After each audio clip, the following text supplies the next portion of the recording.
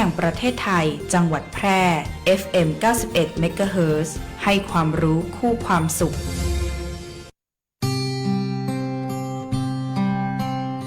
สถิตในดวงใจตราบนิจนิรันดร์น้อมศิรกรานต์กราบแทบพระยุคลบาทน้อมสำนึกในพระมหากรุณาธิคุณเป็นล้นพ้นอันหาที่สุดมิได้ข้าพระพุทธเจ้านายนพรัตน์วัชรขจรกุลนายแพทย์สาธารณสุขจังหวัดแพร่และผู้บริหารข้าราชการพนักงานราชการเจ้าหน้าที่สำนักงานสาธารณสุขจังหวัดแพร่ปลายขอบฟ้าก้มกราบอำลาด้วยน้ำตาอาลัยโรงเรียนวัดเมธังกรวาสเปิดรับสมัครนักเรียนประจำปีการศึกษา 2569 ชั้นอนุบาล MEP และป .1 ห้องเรียน MEP SMP อนุบาลปีที่ 2 รับ 1 ห้องเรียนจำนวน 30 คน และอนุบาลปีที่ 3 ห้อง MEP ชั้นประถมศึกษาปีที่ 1 ห้องเรียนพิเศษ MEP และ SMP ห้องเรียนละ 30 คนรับสมัครวันที่ 1-5 กุมภาพันธ์ 2569 ระดับชั้นอนุบาลห้องเรียนปกติรับสมัคร 8-12 กุมภาพันธ์ 2569 ชั้นประถมศึกษาปีที่ 1 ห้องเรียนปกติรับสมัคร 15-19 กุมภาพันธ์ 2569 สมัครด้วยตนเองได้ที่ห้องบริหารทั่วไปโรงเรียนวัดเมธังกรวาสทุกวันไม่เว้นวันหยุดราชการตั้งแต่เวลา 8:30 นาทีถึง 16:30 นาที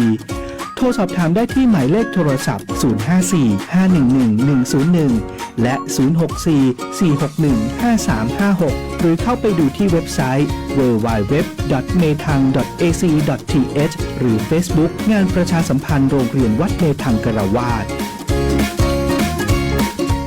ประกันภัยบัดดี้ฟังแค่เช็คชัดชัวร์ก่อนลดเสี่ยง 1. เช็คใบอนุญาตตัวแทนและนายหน้าผ่านเว็บไซต์คปภ. 2. ชัดอ่านใบเสนอขายและรายละเอียดความคุ้มครองกรมธรรม์ประกันภัยเพื่อครบถ้วน 3. ชัวร์ช่องทางชำระเบี้ยจ่ายตามที่บริษัทรับรองบัดดี้ลืมเก็บหลักฐานไว้ตัว 3 ขั้นตอนง่ายๆสำหรับการซื้อประกันภัยครั้งต่อไปค้นกลางโปร่งใสอุ่นใจได้สิทธิ์ครบสายด่วนคปภ. 1186 Line Official @OIC Connect คปภ.คุ้มครองผู้ทำประกันภัยคุ้มครองคุณองค์การบริหารส่วนจังหวัดแพร่ขอเชิญเที่ยวชมสวนสมุนไพรโครงการ1 อปท. 1 สวนสมุนไพรเฉลิมพระเกียรติพระบาทสมเด็จพระเจ้าอยู่หัวเนื่องในโอกาสมหามงคลเฉลิมพระชนมพรรษา6 รอบ 28 กรกฎาคม 2567 แหล่งองค์ความรู้เกี่ยวกับสมุนไพรท้องถิ่นแหล่งศึกษาเกี่ยวกับสรรพคุณของสมุนไพรท้องถิ่นและเป็นพื้นที่เพื่อการอนุรักษ์สมุนไพรท้องถิ่นอย่างยั่งยืนพร้อมสัมผัสโอโซนธรรมชาติของจังหวัดแพร่ดื่มด่ำบรรยากาศเย็นสบายที่ห้อมล้อมไปด้วยต้นไม้นานาพันธุ์ที่ถ้ำผานางคอยตำบลร้องกวางอำเภอร้องกวางจังหวัดแพร่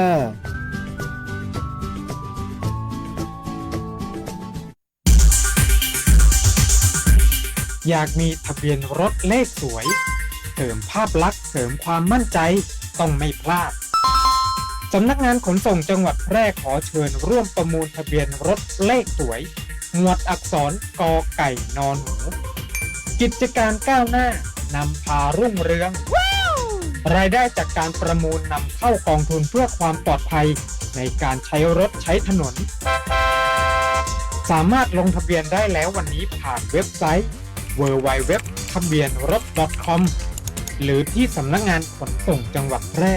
Excellent โดยจะปิดการประมูลในวันเสาร์ที่ 28 กุมภาพันธ์ 2569 สอบถามเพิ่มเติมโทรสายด่วน 1584 หรือฝ่ายทะเบียนรถสำนักงานขนส่งจังหวัดแพร่ 063 2483 797 หรือ 054 652 540 ประมูลโปร่งใสได้เลขสวยสมคุณค่าคนแพร่ใช้ป้ายแพร่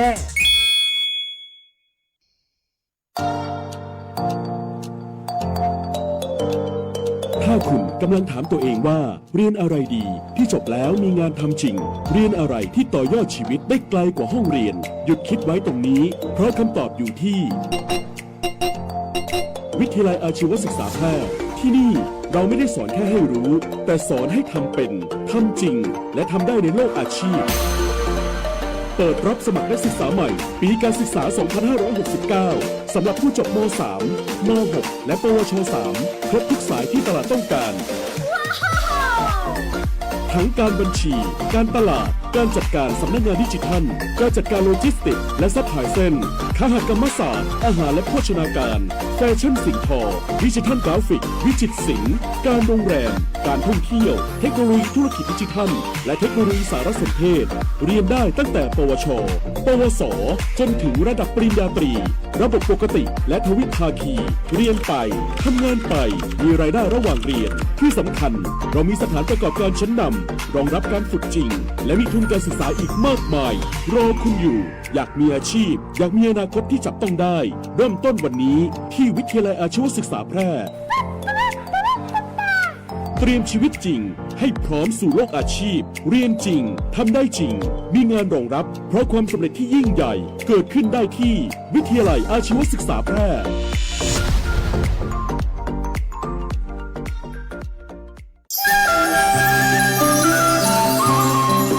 ขอเชิญพ่อแม่พี่น้องร่วมงานบุญใหญ่ประจำปีของเจ้าแป่ในงานประเพณีไหว้พระธาตุเจ้าแห่เมืองแป่แห่ตุงหลวงระหว่างวันที่22 กุมภาพันธ์ถึง 3 มีนาคม 2569 10 วัน10 คืนณวัดพระธาตุเจ้าแห่พระอารามหลวงพบกับกิจกรรมต่างๆเช่นพัดชมขบวนแห่เครื่องสักการะและพาห่มองค์พระธาตุเจ้าแห่จาก8 อำเภอวันจันทร์ที่23 กุมภาพันธ์นิทรรศการพระบารมีพระแม่ไทยปกเกล้าเจ้าแป่น้อมรำลึกสมเด็จพระบรมราชชนนีพันปีหลวงการเนรมิตลานพระธาตุเจ้าแห่เป็นสวนป่าหิมพานต์มหัศจรรย์หิมพานต์สักการะพระธาตุเจ้าแห่การประกวดมัคคทายกน้อยการประกวดอุบาสกเทพบุตรอุบาสิกาเทพธิดาการประกวดเครื่องสักการะล้านนาการแสดงแสงสีเสียงยอประนมโคมเก้าเกษีไหว้สาปารมีพระธาตุเจ้าแห่และการแสดงโขนรามเกียรติ์ตอนยกรบโดยวิทยาลัยนาฏศิลป์เชียงใหม่เก็บโมเมนต์ประทับใจกับครอบครัวและเพื่อนๆโดยกล้องถ่ายวิดีโอหมุนรอบตัวกับวิดีโอบูธ360 องศาอุโมงค์ไฟปีขานและเลือกซื้อสินค้าและผลิตภัณฑ์ต่างวัฒนธรรมสินค้าชุมชนต่างๆอีกมากมายเสาร์2 กุมภาพันธ์ถึง 3 มีนาคม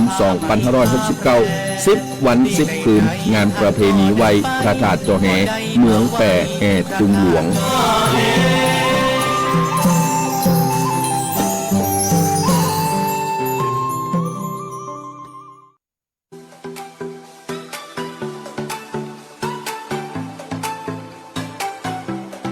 ครับบ่ดื่มบ่ครับปลอดภัยตลอดการเดินทางด้วยความห่วงใยจากสวทแปร FM 91 เมกะเฮิรตซ์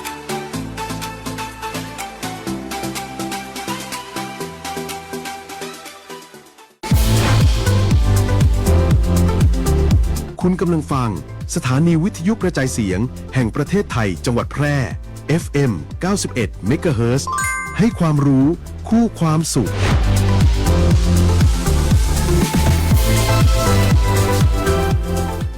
ที่นี่สถานีวิทยุกระจายเสียงแห่งประเทศไทยจังหวัดแพร่ส่งกระจายเสียงด้วยระบบ FM สเตอริโอมัลติเพล็กซ์ความถี่91 เมกะเฮิรตซ์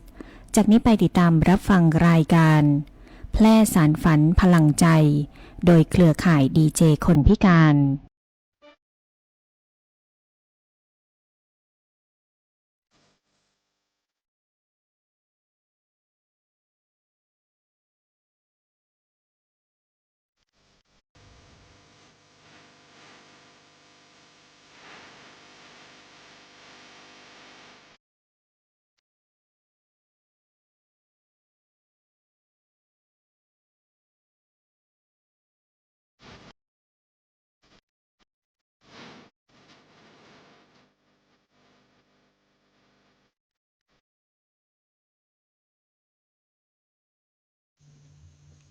สวัสดีเจ้าคุณผู้ชมคุณผู้ฟังติเคารพฮักและคิดถึงทุกท่านนะเจ้ายินดีต้อนรับคุณผู้ฟังเข้าสู่รายการแพร่สารฝันพลังใจนะเจ้าทุกวันเสาร์กับวันอาทิตย์เวลาดี 15:10 นาทีถึง 16:00 นาฬิกานะเจ้า รายการแพร่สารฝันพลังใจออกอากาศ รับชมรับฟังได้2ช่องทางนะเจ้าคุณผู้ฟังรับฟังคืน FM 91 เมกะเฮิรตซ์สถานีวิทยุสวท8นะเจ้าวิทยุออนไลน์คืน91 เมกะเฮิรตซ์นะเจ้าแล้วมีพร้อมทั้งหลายเฟซบุ๊กตัวนะเจ้าคุณผู้ชมคุณผู้ฟังวันนี้เฮามาพบมาปะมาเจอกันตรงกับวันอาทิตย์ที่15กุมภาพันธ์2569นะเจ้าคุณผู้ชมคุณผู้ฟังรับชมรับฟังอยู่ที่ไหนตั้งใดของเจ้าเนาะสามารถส่งข้อความทักทายเข้ามาได้นะเจ้าตั้งบ้านคุณผู้ฟังคืนฟังหับชัดเจนดีก็เจ้าเป็นประจำเช่นเคยนะเจ้าถ้าหากว่าคุณผู้ฟังชื่นชอบเพลงหยังอยากฟังเพลงหยังแนะนำเข้ามาได้นะเจ้า0545235516นะเจ้าโดยมีข้าเจ้าจำนงชัยพงษ์พิทักษ์มาอยู่เป็นเปี้ยนคุณผู้ฟังนะเจ้าวันนี้มาพร้อมกับคุณมะยุรีเขียใจนะเจ้าสวัสดีเจ้าเจ้าสวัสดีเจ้าข้าเจ้ามายุรีเขียใจนะเจ้าเนาะก็ดีใจที่มีโอกาส ได้เข้ามาทักทายแฟนรายการของรายการแพร่สันฟันพลังใจนะเจ้าเนาะใจวันนี้ก็มีร้ายเรื่องที่จะมามาเล่าให้กับทุกท่านเกี่ยวกับข่าวของพัฒนาการสังคมและความมั่นคงของมนุษย์นะเจ้าซึ่งเป็นอยู่เบื้องหลังเป็นผู้สนับสนุนรายการของเฮานะเจ้าเนาะรวมถึงข่าวอุบัติเหตุนะเจ้าเนาะข่าวอุบัติเหตุเนี่ยทำไมเฮาถึงเอามาทุกวันนะเจ้าเนาะที่เอามาทุกอาทิตย์ทุกเสาร์ทุกอาทิตย์เนี่ยเพราะว่าอุบัติเหตุเนี่ยมันเกิดขึ้นได้ทุกเมื่อทุกวินาทีนะเจ้าเนาะเขาก็เอามาเอามาเล่าให้กับทุกท่านได้เป็นอุทาหรณ์นะเจ้าเนาะเจ้า ช่วงแรกที่เราจะถึงข่าวอื่นต่อไปเนี่ยเขาก็เบรกสักกำก่อนเนาะเจ้ากำเดียวก็ขอให้คุณผู้ฟังอยู่เป็นเปลี่ยนกันก่อนนะเจ้าเขาก็จะนำเพลงม่วนๆกับสลับกับข่าวสาระดีๆน่ารู้มาฝากคุณผู้ชมคุณผู้ฟังนะเจ้าใน1 ชั่วโมงตรงนี้นะเจ้ากำเดียวเรามาติดตามในช่วงที่2นะเจ้าคุณผู้ฟังเดี๋ยวเราไปรับฟังเพลงกันสักเพลงก่อนเจ้า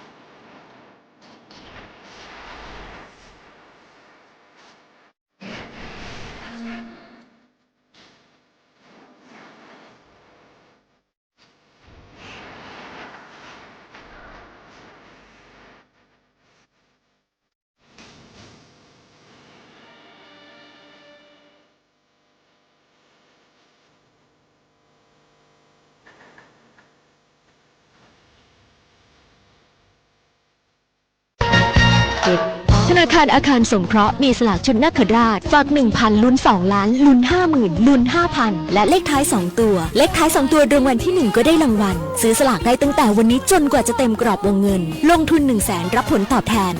1.72% ต่อปีลงทุน1ล้านรับผลตอบแทน 1.82% ต่อปีซื้อสลากหรือสอบถามรายละเอียดที่ธนาคารอาคารสงเคราะห์สาขาแพร่ 0546214490-5 หรือแอปพลิเคชัน GHB Orgen ธนาคารอาคารสงเคราะห์ทำให้คนไทยมีบ้านไม่ว่านานแค่ไหนทุ่มสุดข่าวสารหน้าหู้อู้ม่วนจวนฟังในช่วงอู้ข่าวเล่าสู่กันฟังเจ้าจัดไปตามคำแนะนำแล้วเนาะน้องสาวมีทักแฟนรายการบ้านโตนเปิ่นแนะนำเข้ามาตะวานะเจ้า14 กุมภาวาเลนไทน์นะเจ้าเปิ่นแนะนำกุหลาบแดงจัดให้ได้เนอะพี่น้องนี่เจ้า ก็จัดไปตามคำขอแล้วนะเจ้า เดือนนี้เป็นเดือนแห่งความรักนะเจ้าเนาะจะเป็นวันที่14หรือว่าวันที่อันยังก็ตามแต่นะเจ้าเนาะเป็นเดือนแห่งความรักสามารถรักกันได้ตลอดเดือนรักกันได้ตลอดปีจะเป็นการฮักแบบแฟนฮักพ่อแม่ฮักลูกหลานนะเจ้าเขาจะส่งความฮักให้กันทุกวันนะเจ้าเนาะเช่นรายการแพทย์สันฝันพลังใจของเขาก็เช่นเดียวกันเนาะเขาก็ส่งความรักให้กับทุกท่านนะเจ้าเนาะที่ติดตามรับชมรับฟังรายการของเขาเนาะ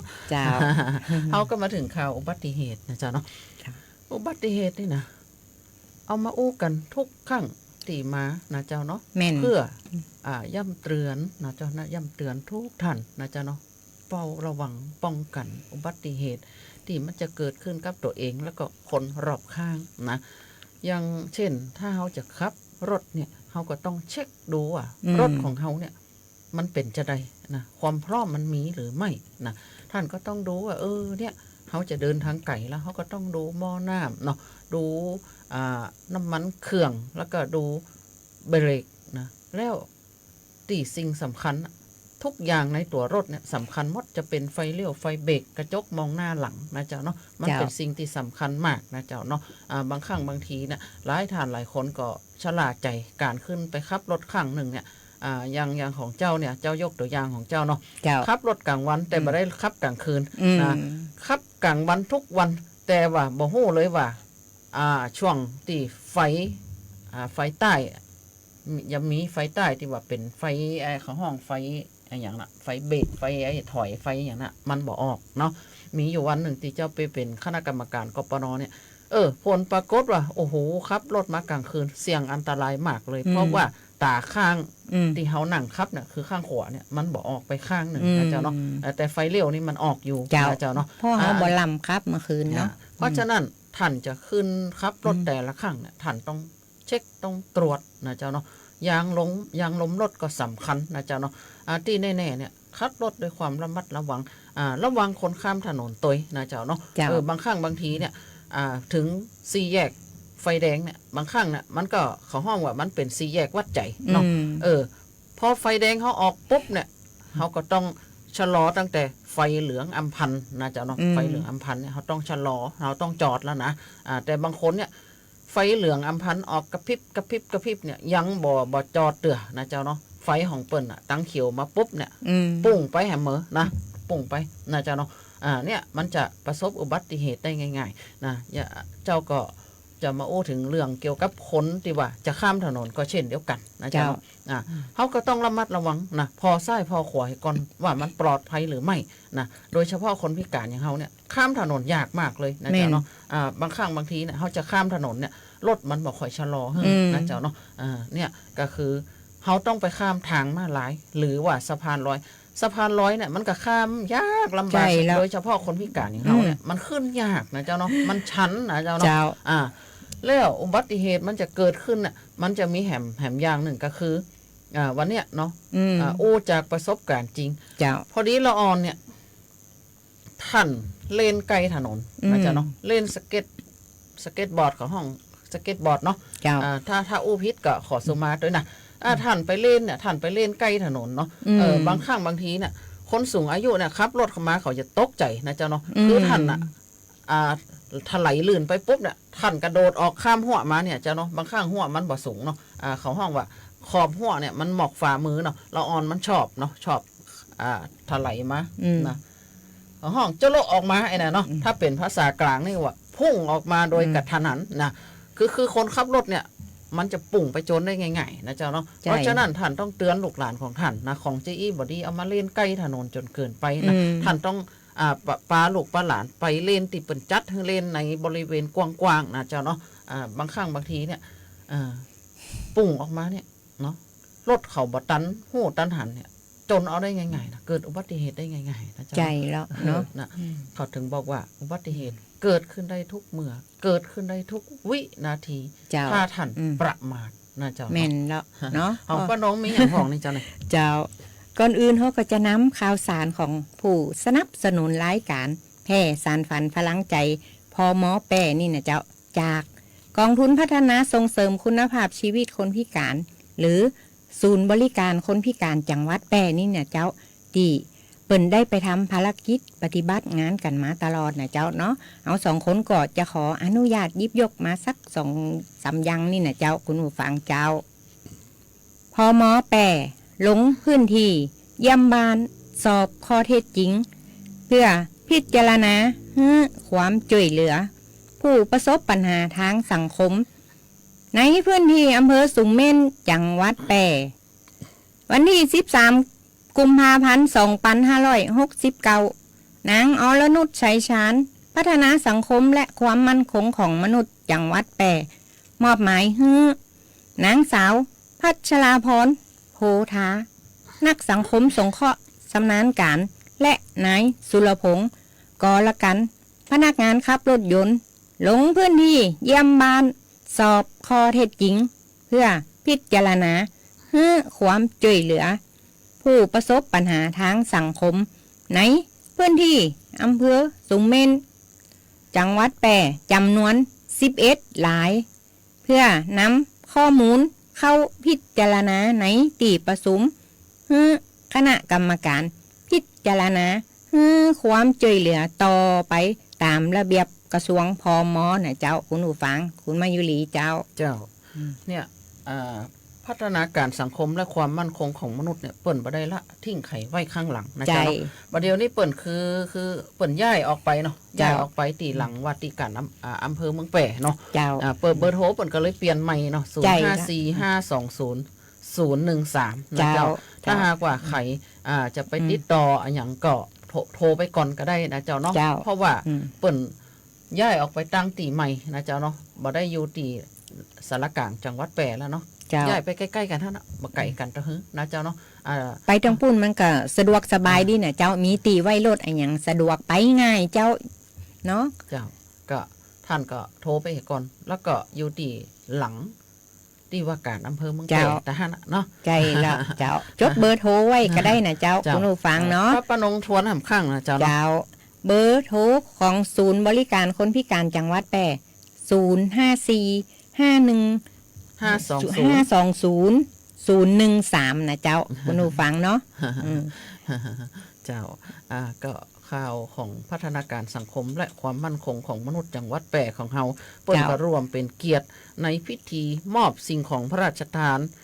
ครอบครัวผู้ประสบอัคคีภัยมูลนิธิราชประชานุเคราะห์ในพระบรมราชูปถัมภ์วันที่9 กุมภาพันธ์ 2569พระบาทสมเด็จพระเจ้าอยู่หัวทรงพระกรุณาโปรดเกล้าโปรดกระหม่อมให้มูลนิธิราชประชานุเคราะห์ในพระบรมราชูปถัมภ์นำสิ่งของพระราชทานเพื่อการดำรงชีพเบื้องต้นมอบแก่ผู้ประสบอัคคีภัยในพื้นที่จังหวัดแปร่โดยมีนายสมชัยเลิศประสิทธิพันธ์ผู้ว่าราชการจังหวัดแปร่ในฐานะประธานกรรมการมูลนิธิราชประชานุเคราะห์ประจำจังหวัดแปร่เป็นประธานในพิธีมอบสิ่งของพระราชทานในการดำรงชีพเบื้องต้นแก่ผู้ประสบอัคคีภัยจำนวน2 รายณอำเภอหนองม่วงไข่จังหวัดแปร่ในการนี้นางอรนุชชัยชาญพัฒนาสังคมและความมั่นคงของมนุษย์ในฐานะกรรมการและผู้ช่วยเลขานุการฝ่ายสงเคราะห์มูลนิธิ ราชประชานุเคราะห์ประจำจังหวัดแปรร่วมเป็นเกียรติในพิธีดังกล่าวนะเจ้าเนาะนี่เปิ้นก็บอกว่าพมบ่ได้ทิ้งไผไว้ข้างหลังนะเจ้าเนาะถ้าหากว่าท่านเป็นผู้ดูแลผู้พิการต้องการกู้เงินไปเพื่อประกอบอาชีพท่านมีอาชีพอยู่แล้วอย่างเช่นท่านมีอาชีพทำขนมนะเจ้าเนาะอุปกรณ์มันบ่เพียงพอหรือว่านะเจ้าหรือว่าท่านต้องการเครื่องตีแป้งนี่ไงมันบ่มีเนาะบัดเดี๋ยวนี้เครื่องตีแป้งเนี่ยเขาจะใจมือไปตีเนี่ยมันก็บ่เนียนเหมือนแต่ก่อนละนะเจ้าเนาะท่านต้องการกู้เงินไปเพื่อประกอบอาชีพนะเจ้าเนาะท่านจะต้องเขียนแผนผังบ้านของท่านนะเจ้าเนาะแผนผังทางเดินทางเท้าเนี่ยคือกับพัฒนาการสังคมและความมั่นคงของมนุษย์เขาโอ้ว่าบ้านของท่านอยู่ตรงนี้แล้วท่านก็ส่งเบอร์โทรไปตัวนะเจ้าเนาะแนบเบอร์โทรไปตัวนะเจ้าเนาะแล้วก็เปิ้นจะลงมาตรวจสอบว่าท่านได้ประกอบอาชีพจริงหรือไม่นะเจ้าเนาะเมื่อท่านเปิ้นลงมาดูมาตรวจสอบเป็นที่เรียบร้อยแล้วเปิ้นก็จะเข้าไปตีประชุมนะเจ้าเนาะเพื่อพิจารณาว่าสมควรจะให้ท่านได้หรือไม่นะเจ้าเนาะอันนี้ทั้งนี้ทั้งนั้นก็กู้เป็นเงินวงเงินขี้หมื่นกับป้านง60,000 บาทนะเจ้าตีบ่เสียดอกเบี้ยใจแล้วทรงระยะ5 ปีก่อนนะเจ้าคุณผู้ฟังเนาะเจ้าผู้ดูแลก็สามารถกู้ได้นะเจ้าคุณผู้ฟังเนาะเพราะว่าตังผู้ดูแลนี่ก็สำคัญเหมือนกันนะเจ้าเพราะว่าเปิ้นต้องจ่ายเงินทำทุนหมุนเนี่ยประกอบอาชีพอย่างก็ได้อีเนี่ยเนาะเจ้าเนาะบางครั้งบางทีเนี่ยผู้ป่วยเนี่ยติดเตียงก็สามารถจะประกอบอาชีพได้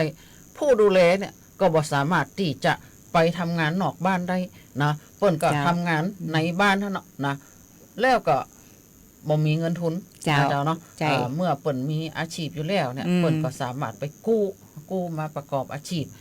เพื่อเลี้ยงดูผู้พิการนะเจ้าเนาะใจแล้วเจ้าคุณผู้ฟังอยู่ตั้งบ้านเดี๋ยวขอเพลงเข้ามาก็ได้นะเจ้ากำเดียวเฮาไปฮับฟังเพลงกันสักเพลงก่อนเจ้า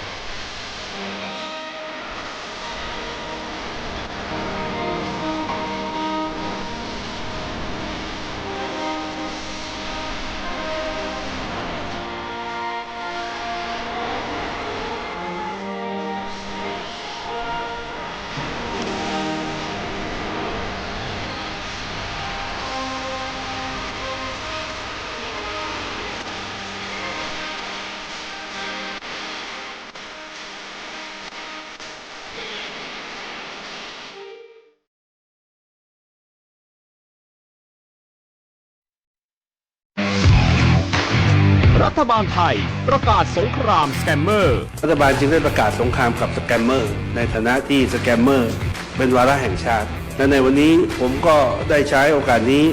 มารายงานความคืบหน้าและเน้นย้ำถึงสิ่งที่เราต้องร่วมกันทำต่อไปรัฐบาลได้จัดตั้งคณะกรรมการดำเนินการป้องกันและปราบปรามอาชญากรรมทางเทคโนโลยีขึ้นมาโดยมีผมเป็นประธานด้วยตนเองเพื่อให้ทุกหน่วยงานทำงานไปในทิศทางเดียวกัน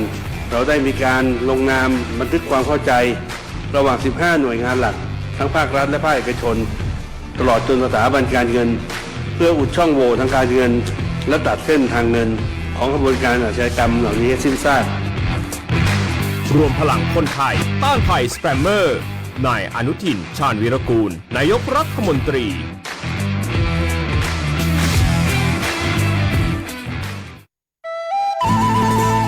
อู้กันสบายๆได้ประเด็นในช่วงอู้ง่ายฝังมวล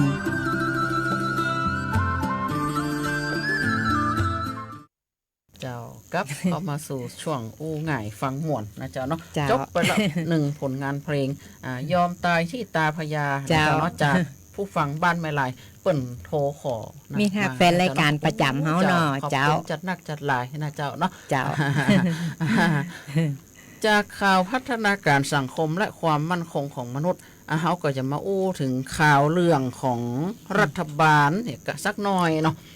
รัฐบาลนี่เป็นเรื่องความสำคัญนะเจ้าเนาะกับประชาชนนะเจ้าเนาะสำนักงานตำรวจแห่งชาติเตรียมเปิดตัวแอปพลิเคชันนะแคร์นะเป็นเพื่อเป็นคู่มือประชาชนนะเจ้าเนาะ One Stop Service นะเจ้าเนาะสำนักงานตำรวจแห่งชาติเปิดแอปพลิเคชันโปลินะเจ้าเนาะในวันที่12กุมภาพันธ์2569ซึ่งเป็นคู่มือประชาชนนะเจ้าเนาะ One Stop Service โดยเป็นศูนย์รวมบริการข้อมูลข่าวสารติดตามผลคดีแจ้งความตลอดจนถึงข้อมูลข่าวสารเตือนภัยต่างๆมาไว้ในแอปเดียวกันนะเจ้าเนาะเพื่อให้ประชาชนเข้าถึงสะดวกเข้าใจง่ายและปลอดภัยมีฟังก์ชันเด่นหลายอย่างนะเจ้าเนาะ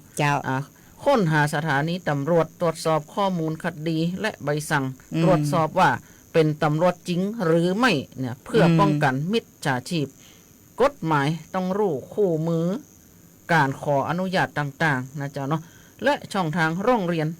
ตำรวจกรณีบ่ได้รับความเป็นธรรมนอกจากนี้ยังมี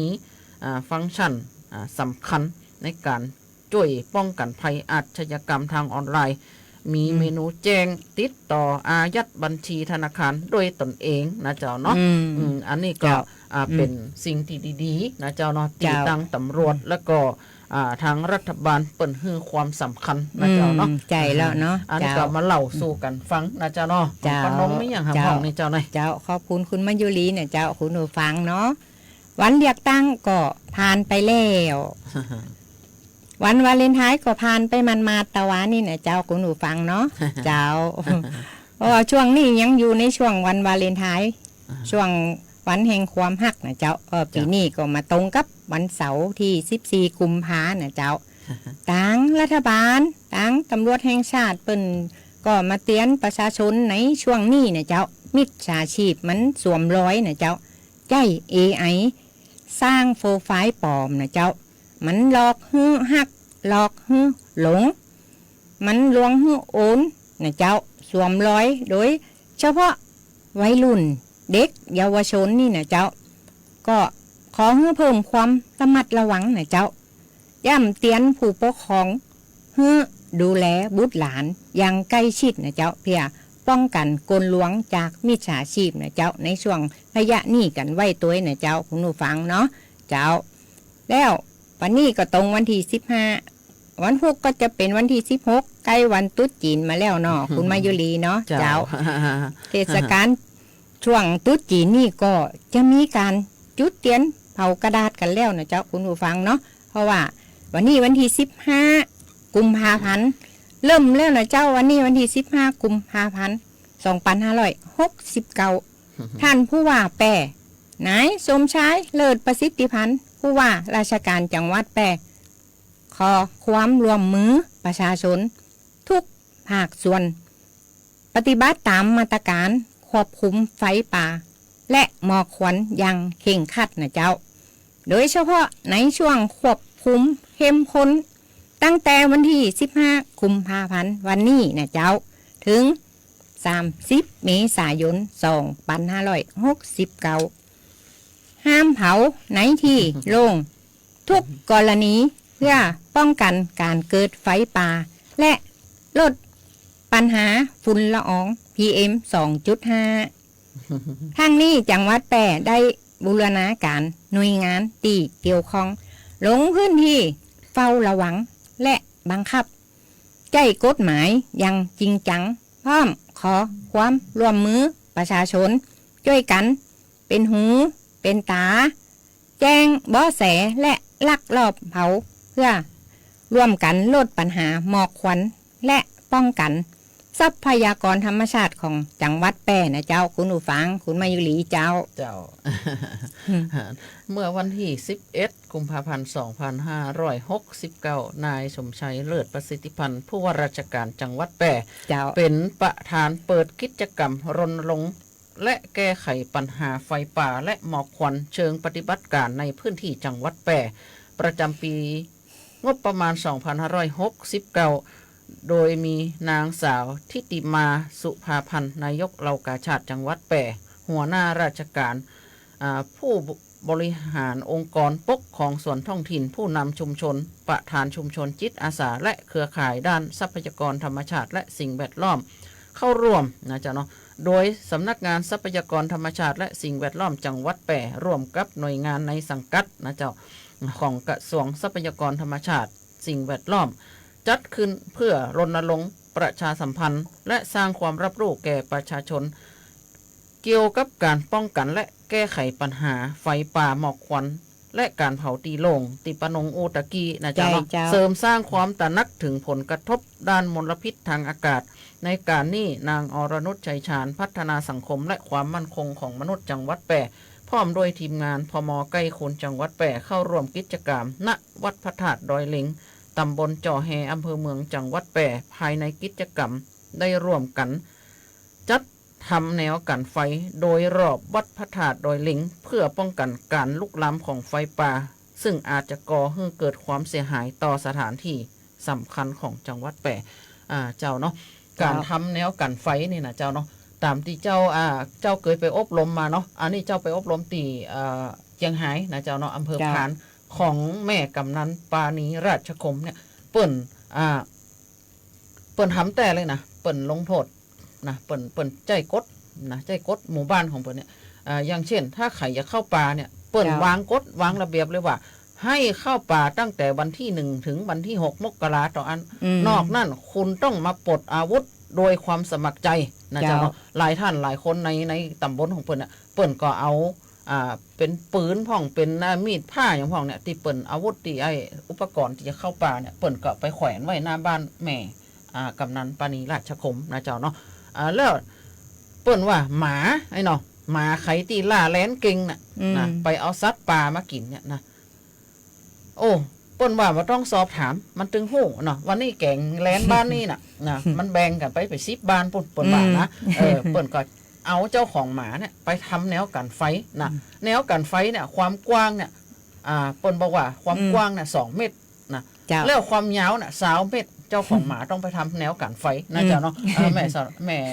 กำนันปานีราชคมเนี่ยเปิ่นตั้งกฎตั้งระเบียบขึ้นมาเนี่ยจนบ้านของเปิ่นเนี่ยเนาะจนหมู่บ้านของกำนันแม่เนี่ยเปิ่นได้รับรางวัลหลายอย่างรวมถึง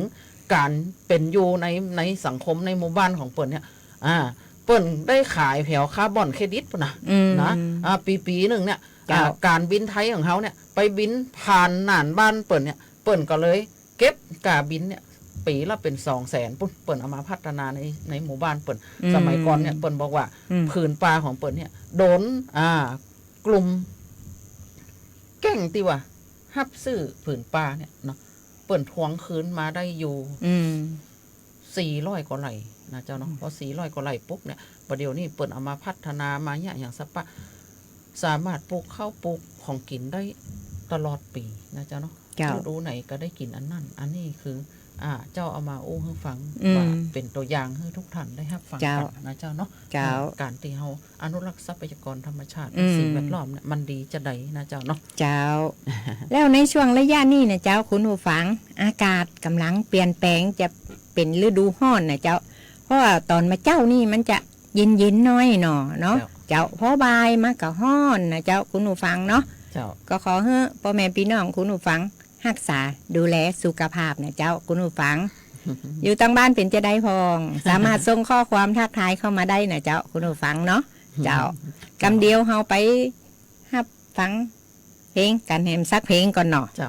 เนาะแล้วมาติดตามช่วงนาสาระสุดท้ายรายการเจ้า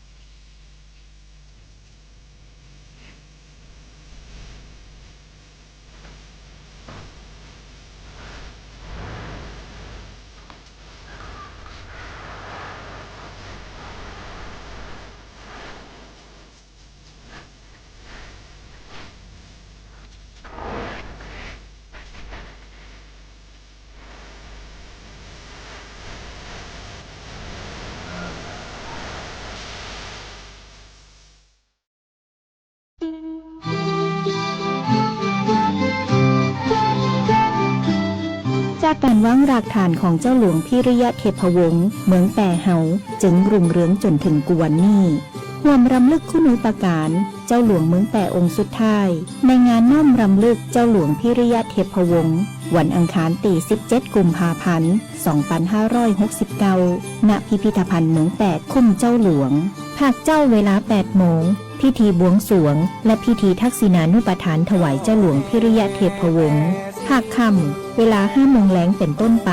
ชมขบวนแห่เครื่องสักการะขบวนฟ้อนถวายและการแสดงแสงเสียงรำลึกเจ้าหลวงพิริยะเทพวงศ์พิเศษรับชมการเปิดตัวซีรีส์เสน่ห์รักนักปรุงเดอะซีรีส์ในรูปแบบของหนังกลางแปลงเจ้าเมืองแต่ห่วมใจน้อมรำลึกพระกรุณาสักการะเจ้าหลวงเมืองแต่องค์สุดท้ายใจงดงาม พญายมเอนเตอร์เทนเมนต์ภูมิใจเสนอเร็วแรงถึงนรก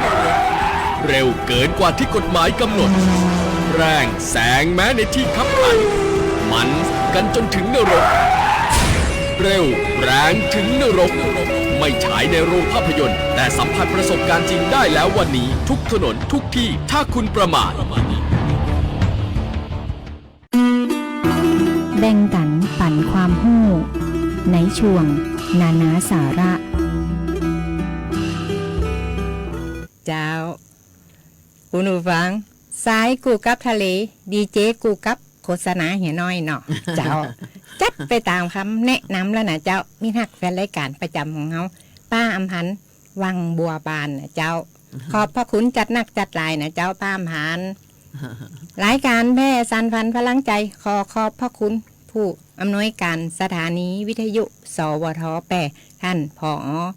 กำปนาดพอจิตพร้อมกับเจ้าหน้าที่สถานีวิทยุสวทนะเจ้าที่เปิ้นฮื้ออำนวยความสะดวกให้กับรายการแพร่สานฟันพลังใจกราบขอบพระคุณเป็นอย่างสูงนะเจ้าก็ขอทักทายแฟนรายการทั้ง8อำเภอของจังหวัด8และก็รอบๆจังหวัด8ที่เครื่องเสียงส่งถึงแล้วก็ขอทักทายแฟนรายการทางหน้า วันนี้เยอะแยะมากมายเนาะเจ้าวันนี้เยอะนะดีใจนะเจ้าเนาะที่ทุกท่านเข้ามาให้กำลังใจนะเจ้าเนาะสวัสดีเจ้านะเจ้าคุณการจนานะเจ้า ขอบคุณเจ้า สวัสดีเจ้าคุณปิ่นรักนะเจ้าขอบคุณจากนักจัดหลายนะเจ้าเนาะสวัสดีเจ้าคุณสายน้ำบ่ไหลคืนนะเจ้าเนาะสวัสดีเจ้าคุณจีรศิษฐ์นะเจ้าเนาะขอบคุณจัดนักนะเจ้าสวัสดีเจ้าคุณพัฒนานะเจ้าเนาะเปิ่นบอกว่าวัดดีเจ้าดีเจถึง2นะเปิ่นมอบดอกกุหลาบมาโดยสวัสดีเจ้าคุณพัฒนาโพธิมูลนะฮะเปิ่นมอบดอกกุหลาบมาหลายจ่อเลยนะนี่เนาะสวัสดีเจ้าคุณปาวินานะเจ้าเนาะสวัสดีเจ้าคุณออนประภานะเจ้าคุณออนประภาสวัสดีเจ้าคุณป้าอำพันธ์บ้านนาหลวงสวัสดีเจ้าคุณปี้สุรีรัตน์นะเจ้าเนาะขอบคุณจัดนักจัดหลายนะเจ้าเนาะมีคุณพระตัวนะเจ้าสวัสดีเจ้าพระขัตติยะนะขอบคุณจัดนักจัดหลายนะเจ้าเนาะตีท่านเข้ามาที่ตามรายการเนาะเจ้านะเจ้าเนาะมาถึงช่วงสุดท้ายนะเจ้าเนาะนานาสาระเขาก็มีเคล็ดลับตีบ่ลับนะเจ้าเนาะวันนั้นไปเจอแฟนรายการนะเปิ้นเนี่ยเจคนเนี้ยนะเปิ้นว่าอันบอกเคล็ดลับของเขาก็ใจอยู่นี่ตาเดียวนะเคล็ดลับอะไรอย่างนะเจ้าเนาะเคล็ดลับดีๆก็คือเมื่อท่านนะ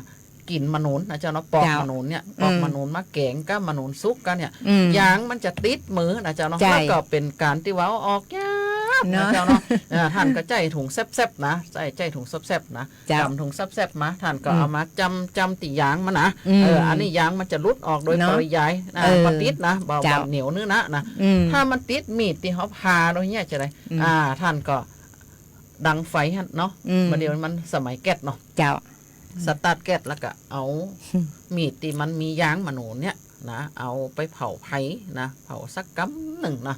หมอกมันห่อนๆท่านเอาก็กระดาษเข้าหูดไปนะอันนี้คือสะอาดกิ๊บเลยเหมือนอย่างกับว่ามันบ่เคยโดนยางขนุนมาสักหน่อยนะว่าเอาหมดเลยเนาะหมดนะอันนี้คือบ่ต้องกึดยากใจสมัยก่อนนี่เขาปองมนุนเขากึดยากเนาะมาเดียวนี่สบายมากนะเจ้าเนาะเขาก็เดินทางมาถึงช่วงสุดท้ายของรายการของเขาแล้วนะเจ้าเนาะกำเดียวเขาก็จะได้นำรายการแพร่สันฟันพลังใจจากลาท่านไปก่อนนะเจ้าเนาะเจ้าขอบพระคุณทุกเสียงทุกสายเลยนะเจ้าคุณผู้ฟังอาทิตย์หน้าเขาก็จะหมุนเวียนสลับซับเปลี่ยนกันนะเจ้ามี2 หนุ่ม4 สาวนะเจ้าเขาก็จะนำสาระน่ารู้มาฝากคุณผู้ชมคุณผู้ฟังนะเจ้าวันนี้เวลาหมดเวลานะเจ้าก็ขอให้คุณผู้ชมคุณผู้ฟังรักษาดูแลสุขภาพแข็งแรงมีเงินกินเงินใจอย่าเจ็บอย่าจนเฮงๆรวยๆกันทุกคนทุกท่านนะเจ้าวันนี้ข้าเจ้าจำนงใจพงพิทักษ์เจ้าข้าเจ้ามายุรีเกิดใจต้องขอลาคุณผู้ฟังไปก่อนนะเจ้าสวัสดีเจ้าสวัสดีเจ้า